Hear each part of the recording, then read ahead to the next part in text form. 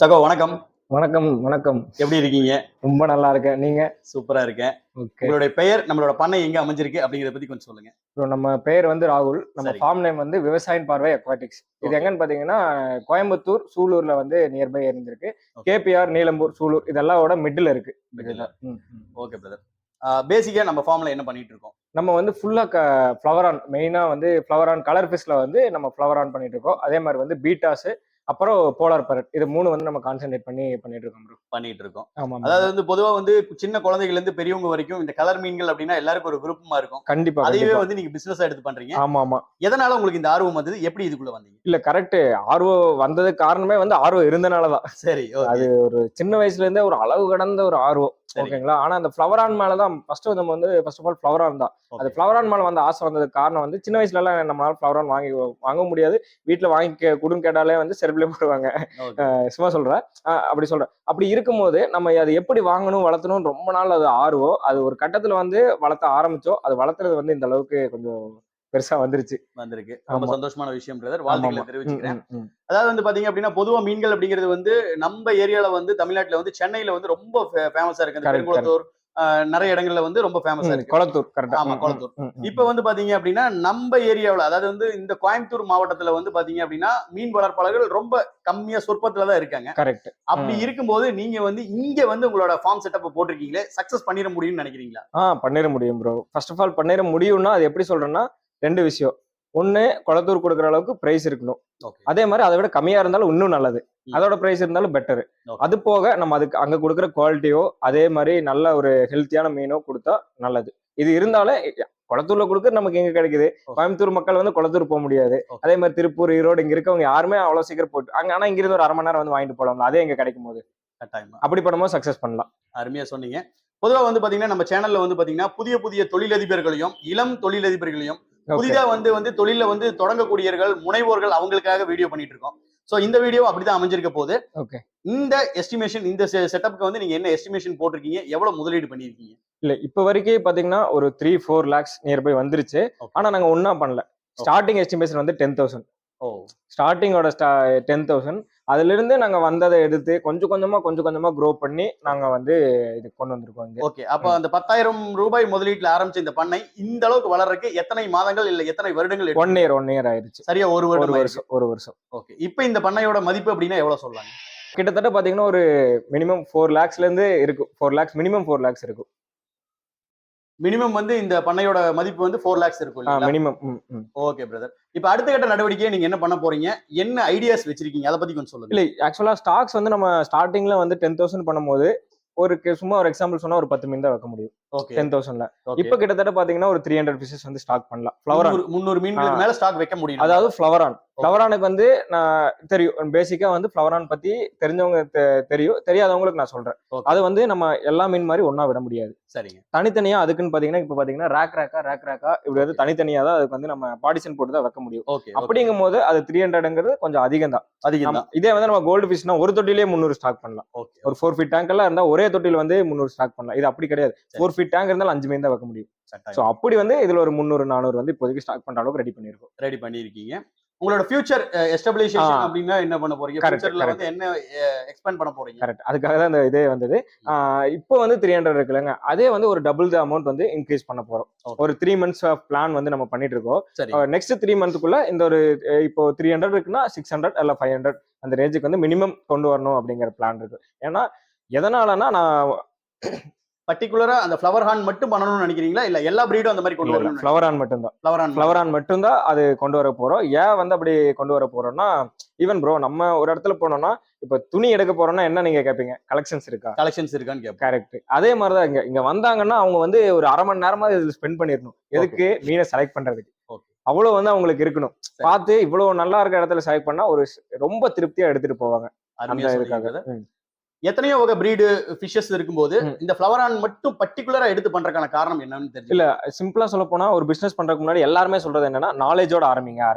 நமக்கு ஃப்ளவர் ஆன்ல நாலேஜ் இருக்கு. அதனால அது வரும். எல்லாமே ஒரு அளவுக்கு டீடைல்ஸ் தெரியும். எப்படி வாங்கணும், எந்த மாதிரி சேல் பண்ணணும், எந்த ரேட்டுக்கு எடுக்கணும், எந்த ரேட்டுக்கு கொடுத்தா கரெக்டா இருக்கும், அதெல்லாம் நமக்கு ஒரு ஐடியா இருக்கு. அதனால நம்ம வந்து பண்றோம்.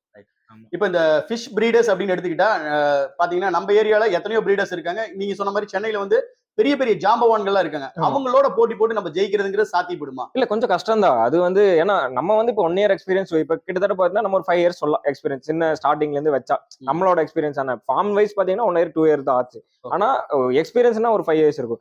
ஆனா அவங்களுக்கு எல்லாம் வந்து ஃபார்ம் எக்ஸ்பீரியன்ஸே 10 வருஷம் 15 வருஷம் இருக்கும். நம்ம வந்து காம்படிஷனா எடுக்கிறத விட அவங்க கிட்ட லேர்ன் பண்ணிட்டு இருக்கோம்னு சொல்லலாம்.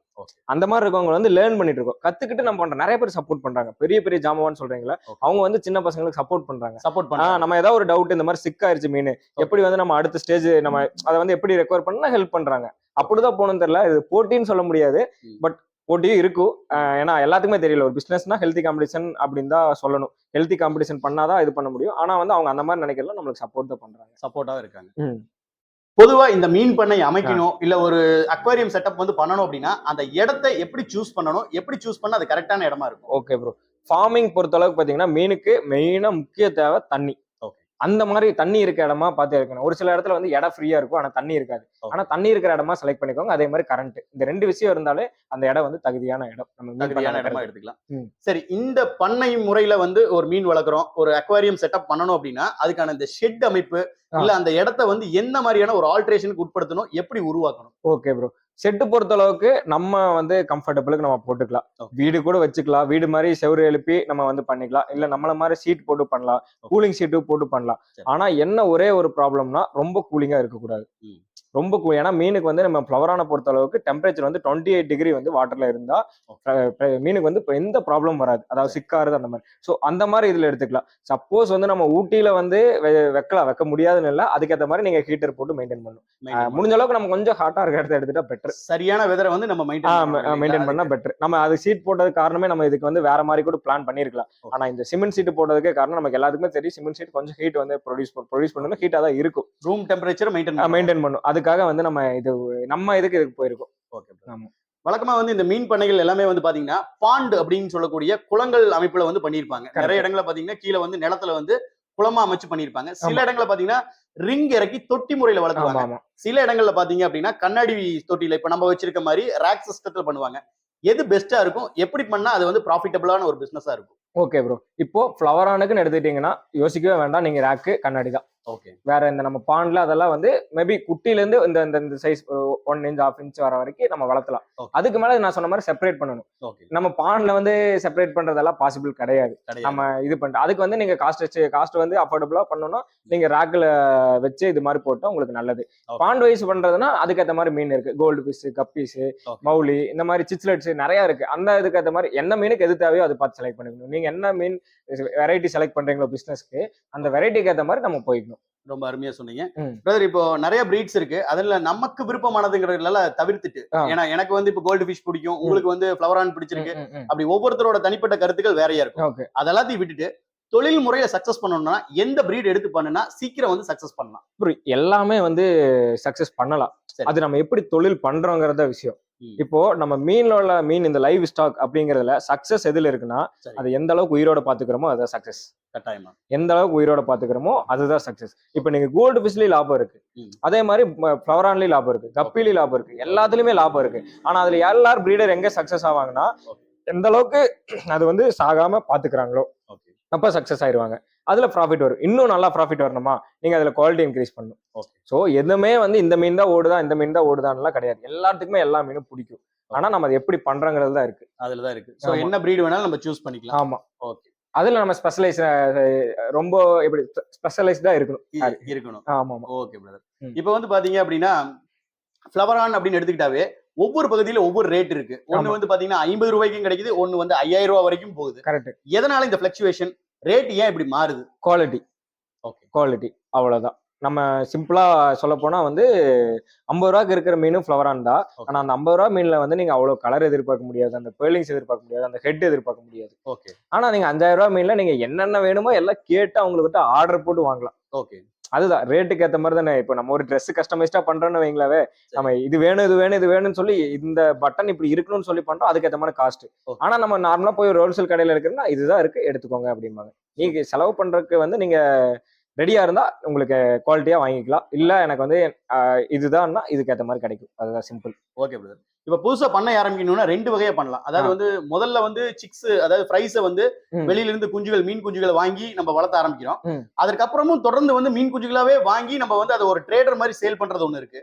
இல்ல அப்படின்னா நம்மளே வந்து ஒரு பிரீடரா மாதிரி நம்ம கிட்டயே வந்து பிரைஸை வந்து உற்பத்தி பண்ணி சேல் பண்றது இருக்கு. இந்த ரெண்டுல எது பிசினஸ்க்கு சூட் ஆகும்? என்ன கேட்டீங்கன்னா வந்து ட்ரேடர்னா இன்வெஸ்ட்மெண்ட் அதிகம். ஓகே. பிசினஸ்னா இதா வந்து பிரீடர்னா இன்வெஸ்ட்மெண்ட் கம்மி. எப்படி பிரதர் சொல்றீங்க? இந்த வித்தியாசம் எனக்கு புரியலையே. இல்ல இப்ப பிரீடர்னா வந்து கேட்டீங்கன்னா ஒரு ரூ. 1000 இல்ல சும்மா ஒரு எக்ஸாம்பிள் சொல்றேன். ₹1,00,000 கூட பிரீடிங் இருக்கு, மீன் இருக்கு. நான் வந்து சும்மா ஒரு எக்ஸாம்பிள் சொல்றேன். ₹1000 வந்து நீங்க மீன் பேரண்ட் வாங்கி விட்டுட்டீங்கன்னா போதும். அது வந்து நம்ம குட்டி டெவலப் பண்ணி நம்ம கொடுத்துடலாம். ஒரு 2 பேரண்ட் வச்சுட்டா போதும், அதுல இருந்து குட்டி டெவலப் பண்ணி நம்ம கொடுத்துடலாம். ஆனா ட்ரேடர்னா அந்த 1000 குட்டி வருதுன்னா அந்த 1000 குட்டி வாங்குற காசு இருக்கணும். கரெக்ட் தான். ஆனா இந்த இடத்துல தான் எனக்கு ஒரு டவுட் வருது. இப்ப ட்ரேடரா இருக்கோம் நம்ம அப்படின்னா, ஒருத்தர்கிட்ட இருந்து ஒரு பொருளை வாங்குற ₹100, ₹150 இன்னொருத்தருக்கு விக்கிறோம், ₹50 லாபம் இடையில நம்ம பார்த்துட்டு போயிடலாம். ரிஸ்க் ஃபேக்டர் ரொம்பவே கம்மி. இதே வந்து நீங்க பிரீடரா இருக்கும்போது குஞ்சுகளை வந்து உற்பத்தி பண்ணணும், அதோட ஹெல்த் கண்டிஷன் நீங்க வந்து பார்க்கணும். ஒருவேளை மீன் இறந்துருச்சு அப்படின்னா அந்த நட்டத்தையும் நம்ம ஏத்துக்கணும். இதுல ரிஸ்க் ஃபேக்டர் ஜாஸ்தியா தெரியுதுங்களே. ட்ரேடருக்கு தான் ஜாஸ்தி. எப்படி சொல்றீங்க? பிரீடருக்கு நாலேஜ் இருக்குங்க. பிரீடர் வந்து பாத்தீங்கன்னா நல்லா நம்ம தெரிஞ்சனால பிரீட் பண்றாங்கன்னா, பிரீட் பண்ணி குட்டி டெவலப் பண்றாங்கன்னா அந்த அளவுக்கு நாலேஜ் இருக்கு. அவ்வளவு சீக்கிரம் அவங்க வந்து இது பண்ண மாட்டாங்க, சாக விட மாட்டாங்க. ஆனா ட்ரேடர் அப்படி கிடையாது. அவங்களுக்கு நாலேஜ் பெருசா இருக்குமா இருக்காது எனக்கு தெரியல. மேபி இருக்கலாம், இல்லாமே போலாம். புதுசா ஒருத்தவங்க வர்றாங்கன்னா ஒரு 1000 இப்ப பிரீடர் வந்து 1000 மீனை மெயின்டைன் பண்ணி தான் உங்க கையில கொடுக்குறாங்க. ஒரே 1000 மீனை எடுத்து நீங்க மெயின்டைன் பண்றதுனா கஷ்டம். சோ பிரீடரா இருந்தா ஈஸி அப்படிங்கிறீங்க. ஆமா, சக்சஸ் பண்ண முடியும். இன்வெஸ்ட்மெண்ட் அதிகம், ரிஸ்க் அதிகம் ட்ரேடருக்கு. ஆனா பிரீடருக்கு வந்து நமக்கு இன்வெஸ்ட்மெண்ட் வந்து அதுவும் அவங்களும் அதிகமா இருக்கலாம். என்னோட தாட்ல நான் சொல்றேன், இது மேபி அது எப்படி வேணா டிஃபரெண்டா இருக்கலாம். பட் பிரீடர் வந்து நல்லா நாலேஜபிளா இருக்கனால அவங்களுக்கு ரிஸ்க் ஃபேக்டர் கம்மி.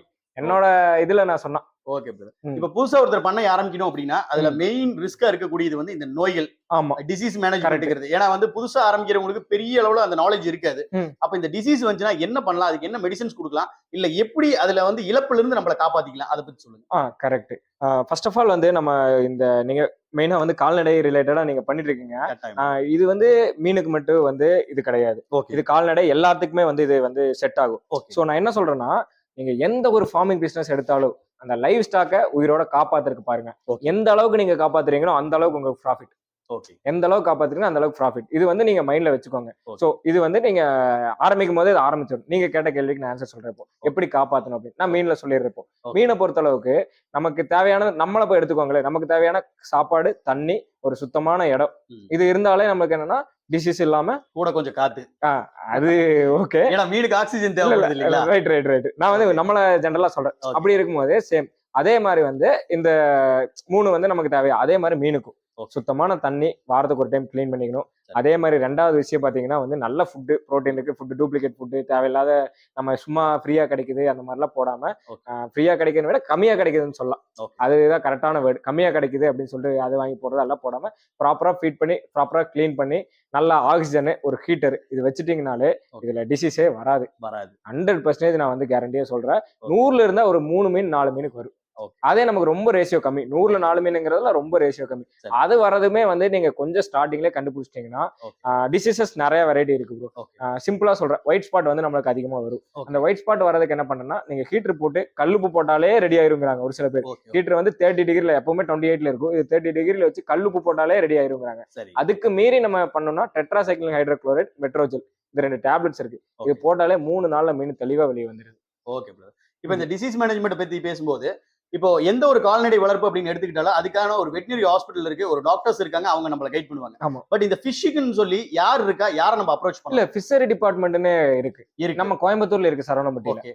இல்ல அவங்க அந்த ஃபிஷரி டிபார்ட்மெண்ட்ங்கிறது வந்து இந்த கறி மீன்கள் இல்ல, இல்ல. வளர்த்துறாங்க இல்லீங்களா, ஆ. அவங்களுக்கு தானே? இல்ல கலர் மீனுக்கு இருக்கு. கலர் இப்போ மீனுக்கும் இருக்கு. படிக்கிறவங்க எல்லாருமே வந்து கலர் மீன் சாரி இது படிக்கிறவங்க எல்லாருமே வந்து கலர் மீன் ரிலேட்டடா படிச்சு இது பண்றாங்க. பண்றாங்க. சோ நமக்கு நல்ல ப்ராப்பர் கைடன்ஸ் கிடைக்கும். கிடைக்கும். நம்ம வந்து தேடி போகணும், கண்டுபிடிக்கணும். அந்த இதை நான் இப்ப சிம்பிளா சொல்லிடுறேன்.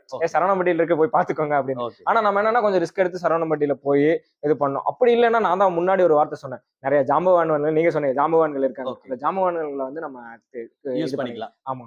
பிரதர் இப்போ வந்து பாத்தீங்க அப்படின்னா இந்த ஃபிஷ்ஷுக்கான ஃபுட் அப்படிங்கிறது வந்து மார்க்கெட்ல வெளி மார்க்கெட்ல வந்து பாத்தீங்கன்னா நிறைய இடங்கள்ல ஆமா கிடைக்குது. ஆமா விலை குறைவா இருக்கும், விலை அதிகமாவும் இருக்கு. ஆமா. எக்ஸ்போர்ட் குவாலிட்டி இருக்கு, லோக்கல் குவாலிட்டியும் இருக்கு, வெளியில இருந்து நம்ம இம்போர்ட் பண்ணக்கூடிய குவாலிட்டியும் இருக்கு. ஆமா. எந்த ஃபுட் கொடுக்கலாம், எது கொடுத்தா மீன்களுக்கு வந்து growth நல்லா இருக்கும்? இல்ல ஆக்சுவலா நம்ம ஃப்ளவர் ஆன்ல வந்து நான் சொல்லிடுறேன். எல்லாமே ஃப்ளவர் ஆன் பத்தியே போயிடலாம். ஏன்னா என்னோட நாலேஜ் நான் ஷேர் பண்றேன். ஃப்ளவர் ஆன் பொறுத்தளவு பாத்தீங்கன்னா வந்து நிறைய வெரைட்டி இருக்கு நீங்க சொன்ன மாதிரி. நமக்கு பெஸ்டா இருக்கிறது வந்து ஒக்கிகோன்னு ஒரு பிராண்ட் இருக்கு. ஒக்கிகோ வந்து பிராண்ட் இருக்கு. அதே மாதிரி ஹம்பிஹெட். இது ரெண்டு வந்து சூப்பரா இருக்கு. ஆனா இது போக வந்து ஆப்டிமம் நல்லா இருக்காங்க. அதே மாதிரி வந்து ஆம்பர் நல்லா இருக்குன்னு சொல்றாங்க. அப்புறம் ப்ரோஃபின் சம்திங் அந்த மாதிரி ஒரு ஃபிட் இதெல்லாமே நல்லா இருக்குன்னு தான் சொல்றாங்க. பட் இது எல்லாமே லோக்கல் குவாலிட்டிங்களா இல்ல எல்லாமே இம்போர்ட் பண்றதே இருக்கு. ஆம்பர்ல இந்தியன் ஃபுட். ஆம்பர்ல இந்தியன் ஃபுட். ஒக்கிகோங்கிறது ஒக்கிகோங்கிறதெல்லாம் தாய்லாந்து ஃபுட். ஆனா நமக்கு வந்து இம்போர்ட் பண்றதப்போ வெளிநாட்டுல இருந்து இம்போர்ட் பண்றது. ஆமா ஆமா வெளிநாட்டுல இருந்து இம்போர்ட் பண்றது. ஒக்கிகோ நமக்கு சூப்பரா இருக்கு. ஆனா ஒக்கிகோல தான் பிரச்சனை இருக்கு. என்னன்னா வந்து நிறைய டூப்ளிகேட் விடுறாங்க. அது ஒரிஜினலா கண்டுபிடிக்கும். ஆமா ஒரிஜினலா நம்ம கண்டுபிடிச்சு யூஸ் பண்ணிட்டோம்னா மீனுக்கு ஒன்றும் பிரச்சனை ஆகாது. அப்படி பண்ணிட்டுனா உடனே எல்லாம் மீன்ஸ் ஆகாதுங்க. என்ன ஆகும்னா வந்து அவங்க அந்த காம்போசிஷன் கரெக்டா இருக்கா, ஏதாவது அவங்க காசுக்காக அதை இதுன்னு ஏதாவது மிக்ஸ் பண்ணி நம்ம டூப்ளிகேட் கொடுக்கும்போது நம்ம மீன் வந்து கிட்னி ஃபெயிலியர் ஆகுது, அதாவது வயிறுல ஏதாவது ஸ்டொமக் ஏதாவது ஆகுது, அந்த மாதிரி பிரச்சனையாகி சீக்கிரம் இறந்துரும். அதுதான் ப்ராப்ளம். ஓகே. அப்ப வந்து நல்ல குவாலிட்டியா நல்ல ரேட் கொடுத்து வாங்கணும் அப்படின்னா ஃபிஷ்ஷோட ஆயிலையும் நீடிக்கலாம் இல்லைங்களா? ஒன்றும் இல்லை ப்ரோ, அந்த ஃபுட்டுக்கு இந்த ஃபுட்டு 100 ரூபா அதிகமா இருக்கும். அவ்வளவுதான். சரி ப்ரோ. இப்போ இந்த மாதிரி ஒரு புதுசா ஒரு செட்டப் அமைச்சு ஒரு அருமையான ஒரு அக்வாட்டிக் ஃபார்ம் வந்து ஒருத்தர் வந்து செட் பண்றாரு அப்படின்னா எந்தெந்த இடத்துல எல்லாம் எந்தெந்த வகையில எல்லாம் காஸ்ட் கட்டிங் பண்ணலாம், அதை பத்தி சொல்லுங்க. ஓகே. இப்போ வந்து ஃபார்முக்கு நான் சொல்லிடுறேன். அக்வாரியம் டிஃப்ரெண்ட் கான்செப்ட், ஃபார்முக்கு டிஃப்ரெண்ட் கான்செப்ட். ஃபார்முக்கு நீங்க ஃபர்ஸ்டா வரீங்கன்னா வந்து டேங்க்ல வந்து நீங்க காஸ்ட் கட்டிங் பண்ணலாம். செகண்ட் ஹேண்ட் கிளாஸ் எடுக்கலாம். செகண்ட் ஹேண்ட் கிளாஸ் எடுத்து நம்ம வந்து நம்மளே பண்ணிக்கணும். ஓகே. வெளியே வந்து ஆள் கூப்பிட்டா அவங்களுக்கு ஒரு முடிஞ்ச அளவுக்கு இது ஒண்ணு சொல்லிடுறேன். இந்த செகண்ட் கிளாஸ் கொஞ்சம் ஓரமா வைங்க. அதுக்கு முன்னாடி என்ன வேலைனாலும் நம்மளே பார்க்கணும். ஆளே கூப்பிடக்கூடாது. ஒரு லோடிங்கு அன்லோடிங்கு, ஒரு கல் எடுத்துட்டு வரோம், கல் இறக்குறோம், எல்லாமே பாத்தீங்கன்னா நாங்களே பண்ணணும். நம்மளே பண்ணணும். நம்ம அப்படிதான் பண்ணணும். ஈவன் ஒரு இடத்துல போய் சிமெண்ட் தூக்கிட்டு வரணும், சிமெண்ட் மூடி தூக்கிட்டு வருவோம். சரி. ஆனா நம்ம இருக்க செக்டாரே வேற, உங்களுக்கு தெரியும்னு நினைக்கிறேன். அப்படி இருந்தாலும் அதுல வந்து எனக்கு அழுக்கே ஆகாது ஷர்ட். ஆனா இதுல வந்து எனக்கு அழுக்கானாலும் பரவாயில்லன்னு நான் வேலை செஞ்சேன். என்ன நான் மட்டும் இல்ல, எங்க கூட இருக்க உங்களுக்கு தெரியும், நம்ம பசங்களும் அப்படிதான். அந்த மென்டாலிட்டி இருக்கணும். நீங்க பார்ட்னர்ஸே கூட இருந்தீங்கனாலும் எல்லாருமே அப்படிதான் இருப்போம். அந்த மென்டாலிட்டி இருக்கணும். அப்படி இருந்தீங்கன்னா உங்களுக்கு நிறைய காசு கட்டி ஆளுக்கு சம்பளம் கொடுக்கறதுலே வந்து ஒரு நான் செலவு பண்ணியிருந்தோம்னா ஒரு 50,000-60,000 ஆளுக்கு சம்பளம் கொடுக்கறதே செலவு பண்ணிருப்போம் மினிமம். அதை வந்து நாங்க அப்படியே சார்ட் அவுட் பண்ணிட்டோம். ஃபர்ஸ்ட் இதை எடுத்து வச்சுக்கோங்க. ரெண்டாவது, நீங்க டேங்க்ல வந்துட்டீங்கன்னா டேங்க் வந்து செகண்ட்ஸ் கிளாஸ் நிறைய இருக்கு. நம்ம யூஸ் பண்ணி வைக்கிறத எடுத்து நம்மளே கட் பண்ணிக்கணும், நம்மளே ஒட்டணும். இப்படி ஒட்டினீங்க ஆனா என்ன சொல்றது, ஒரு லீக்கேஜ் ஆகும், கொஞ்சம் பேஸ்ட் அதிகமா போகும், அதெல்லாம் இருக்கிறதா. ஆனா வந்து நம்ம அப்படி பண்ணோம்னா நமக்கு 50-50 பண்ணலாம். நீங்க புதுசு பண்ணீங்கன்னா 10,000 ரூபா ஆகுதுன்னா இது 5,000 ரூபாய் முடிச்சிடலாம். ரொம்ப ஷார்ட் அண்ட் ஸ்வீட்டா சொன்னீங்க பிரதர். ஆமா. அடுத்ததா வந்து பாத்தீங்க அப்படின்னா புதுசா ஒருத்தர் பண்ண ஆரம்பிக்கிறாங்க அப்படின்னா அவங்களுக்கு வந்து உங்ககிட்ட இருந்து வந்து பிரைஸ் எடுத்துக்கலாமா, நீங்க வந்து அவங்களுக்கு எந்த வகையில எல்லாம் சப்போர்ட் பண்ணுவீங்க, அதை பத்தி கொஞ்சம் இல்ல ஆக்சுவலா நம்மளுக்கு கிட்டத்தட்ட பாத்தீங்கன்னா ஹோல்சேல் மாதிரி தான். ஓகே. ஹோல்சேல் மாதிரி தான் நம்ம கிட்ட பிரைஸ் எடுத்துக்கலாம். எல்லாமே வந்து கரெக்டா இருக்கும். அதான் நான் சொல்றேன், சென்னையில கொளத்தூர் கிடைக்கிறது வந்து இங்க கிடைக்கும். ஏன் அப்படி இப்ப கிடைக்கிறதுக்கு ஆரம்பிச்சிருந்தா நிறைய நம்ம அங்க நண்பர்கள் நிறைய ஃப்ரெண்ட் ஃபார்ம் வந்து நிறைய உருவாயிருச்சு. நம்மளுக்கு நிறைய பேர் ஃப்ரெண்ட் இதாயிருச்சு. அப்ப என்னன்னா அவங்களுக்கு அங்க கிடைக்குன்னு அதே மாதிரி நம்மளுக்கு இங்க கிடைக்கிறதுக்கு வந்து நம்மளுக்கு ரெடி பண்ணிட்டோம். அந்த அளவுக்கு அவங்களுக்கு என்ன பிரைஸ் வருதோ அதே பிரைஸ் தான் நம்மளுக்கு இங்க வருது. என்ன ஒரே ஒரு அதிகமா வரும்னா சென்னையில இருந்து வர டிரான்ஸ்போர்ட் சார்ஜ் மட்டும் அதிகமா வரும். அது மட்டும் தான் அதிகமா. மத்தபடி நீங்க என்ன சென்னையில எடுக்கிறீங்களோ எதை எடுக்கிறீங்களோ அதே வந்து நமக்கு இங்க வந்து கிடைக்குது. சோ நீங்க அங்க பண்றது இங்க பண்ணிட்டு போயிடலாம். உங்களுக்கு நேர்ல வந்து இன்னொன்னு நம்ம ஆப்ஷன் என்ன கொடுக்குறோம்னா நீங்க நேர்ல வந்து ஹேண்ட் பிக் பண்ணிக்கலாம். இப்போ சென்னையில இருந்து வருதுன்னா ஈவன் எனக்கே வருதுன்னா வந்து நல்ல மீனா தான் போடுவாங்க. அதெல்லாம் நான் தப்பே சொல்ல மாட்டேன். நல்ல மீனா தான் வரும். இருந்தாலும் என் மனசுக்கு திருப்தியா பிடிச்ச மாதிரி நான் செலக்ட் பண்ண மாட்டேன்ல. ஆனா அங்க போனா பண்ணலாம். ஒரு சில இடத்துல வந்து நம்ம நண்பர்லாம் வந்து நீங்க வந்து நீங்க உங்களுக்கு ஒரு மீனா நீங்க செலக்ட் பண்ணிக்கோங்கன்னு சொல்ற நண்பர் இருக்காரு. அந்த மாதிரி நண்பர்கள் இருக்காங்க. அதே மாதிரி நம்ம அவங்க கையில கொடுத்து அவங்களும் நல்லா போட்டு விடுற நண்பர்கள் இருக்காங்க. பட் இருந்தாலும் எனக்கு என்ன தோணுன்னா நான் போய் செலக்ட் பண்ணா எனக்கு பிடிக்கும். என்னதான் வந்தாலும் நான் போய் அந்த மாதிரி இங்க நம்மளுக்கு என்ன இது அட்வான்டேஜ்னா, நீங்க இங்க என்ன மீனுனாலும் கையில செலக்ட் பண்ணி எடுத்துட்டு போயிடலாம். நாங்க போட்டு விடுறது கிடையாது. ஹோல்சேலா இருந்தாலும் நீங்க செலக்ட் பண்ணிக்கலாம். அருமையா சொன்னீங்க. கடைசியா ஒரே ஒரு கேள்வி. புதுசா ஒருத்தங்க இந்த ஃபார்ம் செட்டப்குள்ள வரணும், அவங்க இந்த பிசினஸ்க்குள்ள பண்ணணும் அப்படின்னு நினைச்சீங்கன்னா எவ்வளவு முதலீட்டுல ஆரம்பிக்கலாம், எப்படி ஆரம்பிக்கலாம், அதை எப்படி வளர்ச்சி பாதைக்கு கொண்டு போகலாம்? ஷார்ட் அண்ட் ஸ்வீட்டா சொல்லுங்க. ப்ரோ உங்களுக்கு நாலேஜ் இருக்கு ஆல்ரெடி. எனக்கு எல்லாமே தெரியும். நான் பண்ண வைக்கணும் அப்படின்னா என்னன்னா ஒரு 1 லட்ச ரூபாய் கையில இருக்கணும் ப்ரோ. 1 லட்ச ரூபாய் மினிமம் கையில இருக்கணும். ஒரு 50 மீன் ஸ்டாக் பண்ற மாதிரி பிளான் பண்ணிக்கோங்க. 50 மீன் ஸ்டாக் பண்ற மாதிரி பிளான் பண்ணிட்டு அதை நம்ம ஃபர்ஸ்ட் சேல் பண்ணி பார்க்கணும். அதுக்கு தேவை மார்க்கெட்டிங். மார்க்கெட்டிங் பயங்கரமா பண்ணணும். மார்க்கெட்டிங் இல்லாம நம்மளால எதுவுமே கிடையாது, சக்சஸ் பண்ண முடியாது, ஒண்ணும் கிடையாது. நம்ம கிட்ட இருக்கிற மீன் இப்ப 1500 ரூபாய்க்கு விற்கிறேன்னா ஒரு சில பேருனால இந்த மீனை இதை விட நல்ல குவாலிட்டியை 500 ரூபாய் கூட விற்க முடியல. நம்ம கிட்டயே கேக்குறாங்க, ப்ரோ இந்த மீன் 500 கொடுக்குறேன், நீங்க எடுத்துக்கிறீங்களான்னு. ஆனா நம்ம அப்படி எடுக்கிறது இல்ல. சொல்றேன், அவங்களால மார்க்கெட்டிங் இல்ல. ஆனா அதே மீன் தான் நம்ம 1500 கொடுக்குறோம். அந்த 1500ங்கிறத மார்ஜின் எல்லா இடத்துலயும் இந்த ரேஞ்சு தான் ப்ராப்பரான ரேஞ்சு. ஆனா அந்த ப்ராப்பரான ரேஞ்சு அவங்களால கொடுக்க முடியல. அது காரணம் என்னன்னா மார்க்கெட்டிங் இல்ல. அந்த மீனை நீங்க கரெக்டா மார்க்கெட்டிங் பண்ணீங்கன்னா நல்லா போயிடும். சோ இது ஏன் இவ்வளவு இம்பாக்டா சொல்றேன்னா, மார்க்கெட்டிங் தான் வேணும். என்னதான் நான் 4 லட்சம் 5 லட்சம் போட்டு காசை போட்டு எல்லாம் பண்ணி டேங்க்ல காசு கட்டிங் பண்ணி நான் சிமெண்ட் மூட்டை தூக்கி கல்ல தூக்கி எல்லாம் பண்ணி எனக்கு இங்க ஃபார்ம் இருக்கிறதே தெரியலன்னா எப்படி நான் சேல் பண்ணுவேன், எப்படி நமக்கு ப்ராஃபிட் வரும்? ஸோ மார்க்கெட்டிங் ரொம்ப ரொம்ப ரொம்ப ரொம்ப முக்கியம். இப்போ இருக்கிற காலகட்டத்தில் டிஜிட்டல் மார்க்கெட்டிங் 200% இல்ல 1000% பெட்டர். ரொம்ப அருமையா சொன்னீங்க பிரதர். இவ்வளவு நேரம் பாத்தீங்க அப்படின்னா புதிதா ஒரு தொழில் முனைவோர், அதாவது ஒரு பிசினஸ் ஸ்டார்ட் பண்ணணும் அப்படின்னு வர்றவங்க கம்மியான பட்ஜெட்ல எவ்வளவு சூப்பரா இந்த ஃபார்ம் செட்டப் பண்ணலாம், இதுல இருந்து எப்படி அவங்க தொழிலை இன்னும் மேல கொண்டு போலாம் அப்படிங்கிற விஷயத்த ரொம்ப கிளியர் கட்டா சொல்லியிருக்கீங்க. ரொம்ப நன்றி பிரதர். மீண்டும் ஒரு வீடியோவில் உங்களோடு இணைகிறேன். ரொம்ப நன்றி பிரதர். நன்றி.